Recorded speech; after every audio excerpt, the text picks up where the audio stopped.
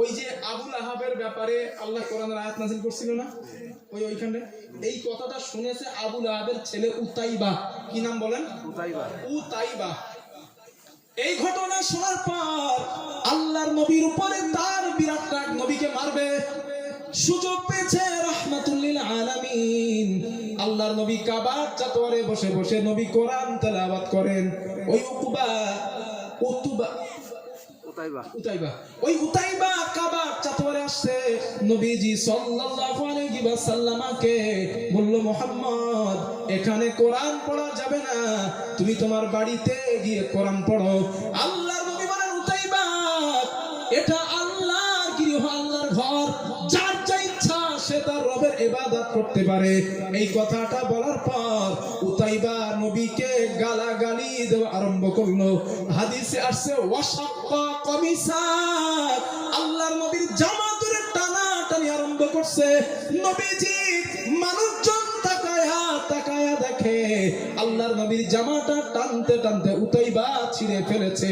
হাদিসে আসছে ওয়াতাফালা ফি ওয়াজহিহি, আল্লাহর নবীর মুখের উপরে থুতু নিক্ষেপ করেছে। কিন্তু এই থুতুটা আল্লাহর হাবিবের মুখের উপরে পড়ে নাই, থুতুটা সাইডে পড়ে যায়। হাদিসে আসছে আল্লাহর নবী আল্লাহর কাছে দোয়া করলেন, আল্লাহ ফাদা আলাইহি, আল্লাহর নবী আল্লাহর কাছে দোয়া করলেন, আল্লাহুম্মা সাল্লিত আলাইহি কালবাম মিন কিলাবিক, ও আমার আল্লাহ এই উতাইবার উপরে কুকুর জাতীয় কোন প্রাণীকে লিলিয়ে দেন। আল্লাহর হাবিব এই দোয়া করার পর ফাসতাজিবা দুআহু সাল্লাল্লাহু আলাইহি ওয়াসাল্লাম, আল্লাহর নবীর এই দোয়াটা আল্লাহর কাছে কবুল হয়ে যায়। কয়েকটা দিন চলে যাওয়ার পর ওই উতাইবা কুরাইশদের কিছু মানুষের সঙ্গে সফরে বার হয়েছে। ফাকাদ খারাজা উতাইবাতা ফি নাফারি কুরাইশ, কিছু কুরাইশ মানুষের সঙ্গে উতাইবা সফরে বার হয়েছে। চলতে চলতে ফানাজালু ফি মাকানিন মিনাশ শাম ইউকালু লাহু আয-যারকা, শামের যারকা নামক একটা এলাকা, ওই যারকা নামক এলাকায় তারা যাত্রা বিরতি দিয়েছে। রাতের বেলা তারা সেখানে থাকবে, রাত কাটাবে, এই চিন্তা করে তারা সেখানে তাবু তৈরি করলো, রাতের বেলা থাকবে। হঠাৎ উতাইবা সামনে তাকায়া দেখে ফাতাফা বিহিম আসাদুন তিলকাল লাইলা, একটা হিংস্র সিংহ তাদের আশেপাশে ঘোরাফেরা করতেছে। উতাইবার মনে পড়েছে আমি আজকে শেষ, আমার উপায় নাই।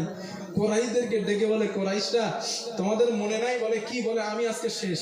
বলে কেন?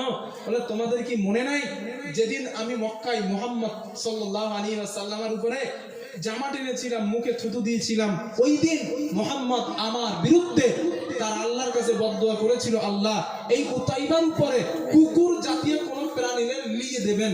আমি বুঝতে পেরেছি মুহাম্মদ মক্কায় বসে তার আল্লাহর সাথে যোগাযোগ করে এই শামের যারকা নামক এলাকায় আমার উপরে সিংহ লেলিয়ে দিয়েছে। কুরাইশরা বলে, উতাইবা টেনশন করার কোনো দরকার নাই। বলে কেন? বলে টেনশন করার কোনো দরকার নাই, তাবুর মাঝখানে তুমি ঘুমাবা আর আমরা চতুর্দিকে ঘুমাবো, সিংহ যেন তোমার অ্যাটাক করতে না পারে। সিংহরে পাঠাইছে কে? আল্লাহ। সিংহকে পাঠিয়েছে কে? আল্লাহ। আল্লাহ ঘুমরে বললো, ঘুম ওদের ধর। ওরা পাহারা দিবে চিন্তা করছে, আল্লাহ বলে ঘুম ওই পাহারা দারদের ধর। আর ঘুম এমন একটা জিনিস, ঘুম আসলে কিন্তু উপায় নাই। যদি জিব্রাইলও নসিহত করে ঘুম আসলে উপায় নাই, ঘুম আসবে। আমি হুজুরের কথা বলি, 28শে সেপ্টেম্বর কলকাতা সিটিতে আমার একটা প্রোগ্রাম ছিল, রাত 2টো থেকে 4টে। আমাদের কলকাতায় আমি নাইটে 2টো করে জলসা করি, প্রতি নাইটে, কারণ সারা রাত জলসা হয়।